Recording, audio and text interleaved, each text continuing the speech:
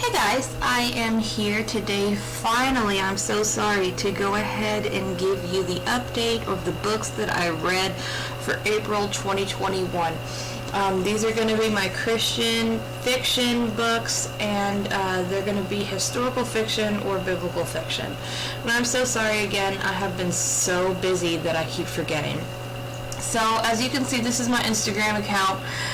If you want to follow me, it is at kbwhiskey, and that is what it is. It's at kbwhiskey for Instagram.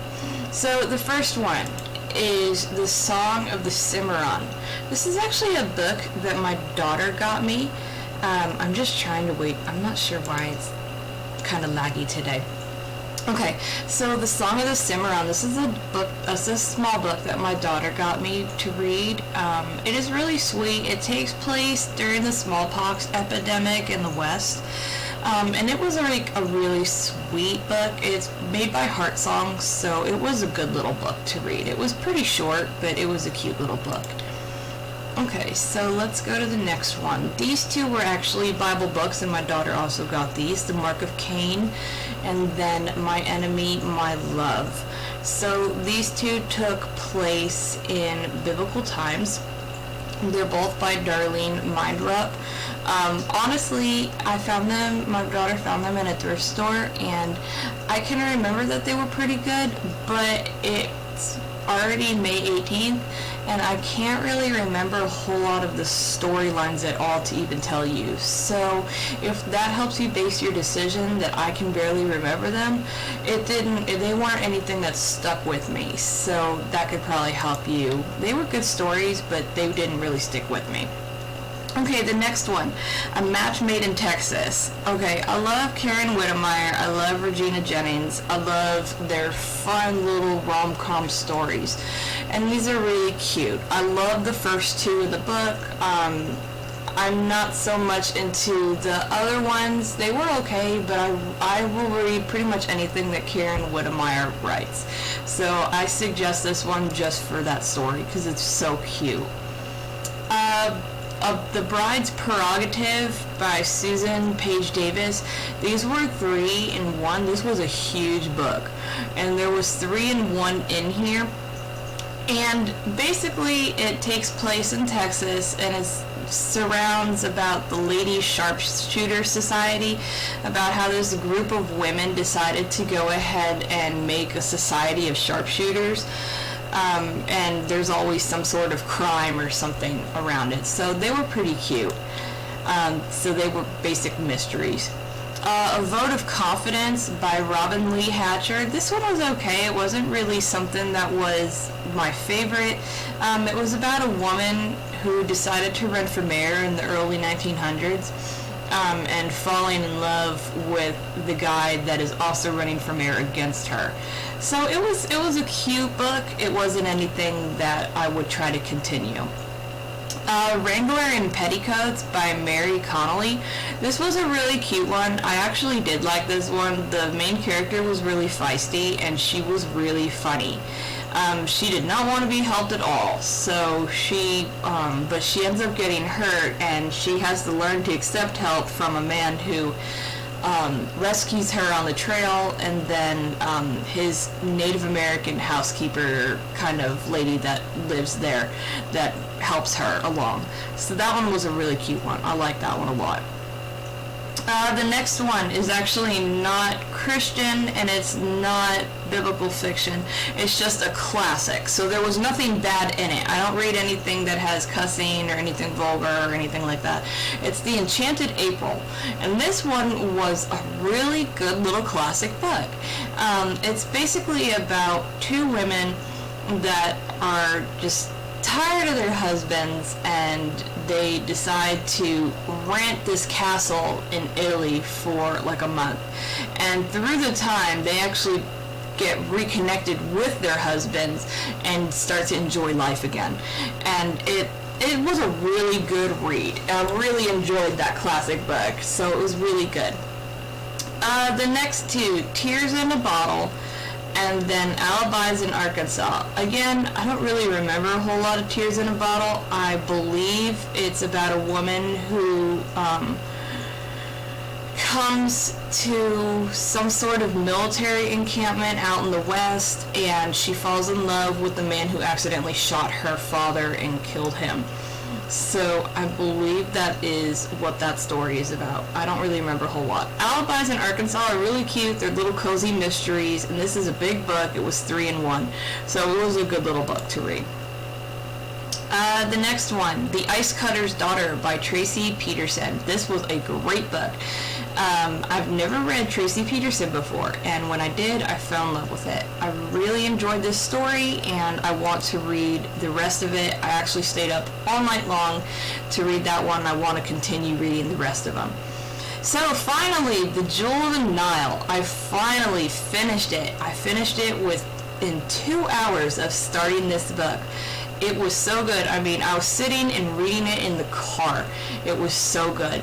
I was very enthralled with it. You guys are going to love this one. It's one of Tessa's best that she has written so far.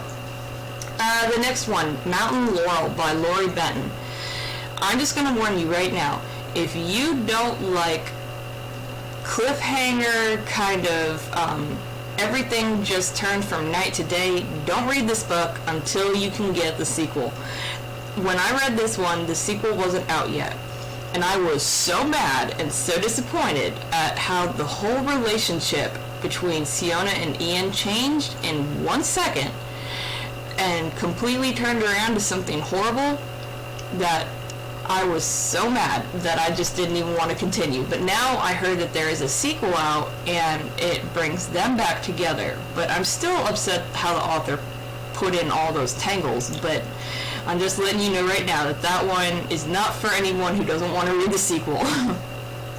When a Night Falls, I read this one for a book club. This one was okay. It was basically a man, he was found shipwrecked and a woman helps take care of him. And then she's being forced into an arranged marriage, but they end up falling in love, so she obviously doesn't want to marry the man that she's engaged to. So, sorry, those are my pictures of Moscow. Okay. James by Jennifer Jennings. This is her very next book, and this is in the Siblings series for Jesus. Sorry guys if you're Catholic, and I know that a lot of people that are Catholic don't believe that Jesus had siblings. I personally do, and this entire series is going to be based on Jesus' siblings, and I really love this book, and I can't wait to see the rest that come out. So the next one, To Whisper Her Name by Tamara Alexander. She was actually the first Christian author that I had ever read in my life, and I remember reading her and falling completely head over heels for all her books and read every single one of them that the library had. So I'm glad to finally be reading more. This one actually takes place after the Civil War in the South. So that one was a wonderful book. The next one, Then Sings My Soul. This one took place in the Ukraine. And it was sad. I'm not gonna lie, it was sad. But I really do love that the family was Messianic Jewish in 1904. So, but it was sad. I'm not gonna lie. The Midwife of St Petersburg. It took place in Russia. I started trying to read it because of that one fact. I could not really connect with this book. There was not a whole lot in it that I enjoyed, so I don't think I was able to even finish it. Castle of Refuge by Melanie Dickerson. This is her brand new one, and it's coming out in a few days in the beginning of June. It is wonderful, you guys, so I hope that you guys check it out. It follows the Daracot tales. If you read the very first one, The Court of Swans, you're going to remember the brother that lost his arm in battle, so he finally finds love himself. And this really, it was so full of suspense and danger, I just had a fit over it. And because I was in more of a Melanie Dickerson mood, I went ahead and read The Huntress of Thornback Forest, which was so cool. It was a retelling of Robin Hood and Swan Lake all put together, and this one was a really good one too. I have to say, those two right there, probably two of her best. The Princess Companion, since I was in more of a fairy tale mood, by Melanie Sellier. This was a sweet retelling of The Princess and the Pea. It was okay. I mean, it wasn't anything to brag about, but it was a pretty good story. A Woman of Words by Angela Hunt. This one was a really good book. It was a split perspective between Mary, the mother of Jesus, and Matthew, one of the disciples. So basically, Mary is telling all of her memories and stories of Jesus to Matthew, who's going to record them for the book of Matthew before she dies. So this is her brand new one, and it is a really great book. And there's my dog, Rue. Sometimes I do other things on my Instagram, so sorry about that. So here are 3 more that I ended up reading. The Prophet by Francine Rivers, Providence by Barbara M. Britton, and then Sarah by Orson Scott Card. Francine Rivers' book. I'm not really into the small ones that she makes. They're okay, but they're not really my cup of tea. Barbara M. Britton, Providence. I have to say, I didn't really like this book. And I really love her daughter's Cephalophed, the series that she wrote, but I'm not really interested in this series. And then Sarah by Orson Scott Card. I could not get into this book because it did not remind me of Sarah from the Bible at all. So I was disappointed in that. But I fell in love with these 2 books. The Rose of Winslow Street by Elizabeth Camden, and then Hope's Highest Mountain by Misty M. Bellier. This one, Hope's Highest Mountain, this is a series, so I ended up putting the rest into my want to read list. And then The Rose of Winslow Street is awesome. It was such a fun plot to find out everything that was going on. So I fell in love with it. I hope that you guys check it out. Elizabeth Camden, this is just a short novella that I got off Kindle called Toward the Sunrise, and it was a good prequel.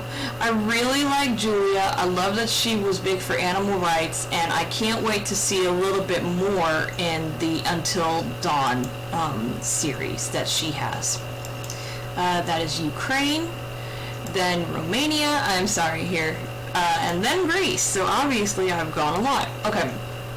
And then my last one for the month was Return to Exile by Lynn Gentry. So I never really read time travel sort of books, but this one was a time split. So a doctor, and obviously I did not know this, but this is the 2nd book in the series. I had no idea when I bought it, but it was still so good that I got the idea of what basically happened in the first. So basically, she's a doctor. The main character right here pictured is a doctor in the 21st century. Her and her father in the first book had found a time portal back to Rome in the 3rd century. So she ends up falling through it and staying there for a little bit, falling in love with one of the Roman men and getting married to him. And then somehow in the first book, I'm not sure how it happened, but she ended up coming back into the 21st century, but she was already pregnant. So she gave birth in the 21st century. Now you can see on the cover this little girl in the background. Now she has been still in the 21st century for about 7 years, I believe. And now in the 2nd book, she is going back into the 3rd century to find her husband, who is still there. So it's a really cool series. So if you guys like stuff like that, time split, time travel kind of stuff, I highly suggest this one. And there is a 3rd one in this series. I have not read it yet, but I would like to because it looks like it'd be pretty good. Because at the very end of this one, she's found her husband, but they aren't able to be together at that point in time. So I'm hoping in the 3rd one, it'll finally finish up all this. So I hope you guys like this video. Again, if you want to follow me on Instagram, it is at KB Whiskey. And I basically post stylized posts of all of my book reviews as I read them, and then I do my follow-up total on YouTube. So I hope you guys enjoyed this video, and I will see you in a few days now for May, since I was so late. So bye!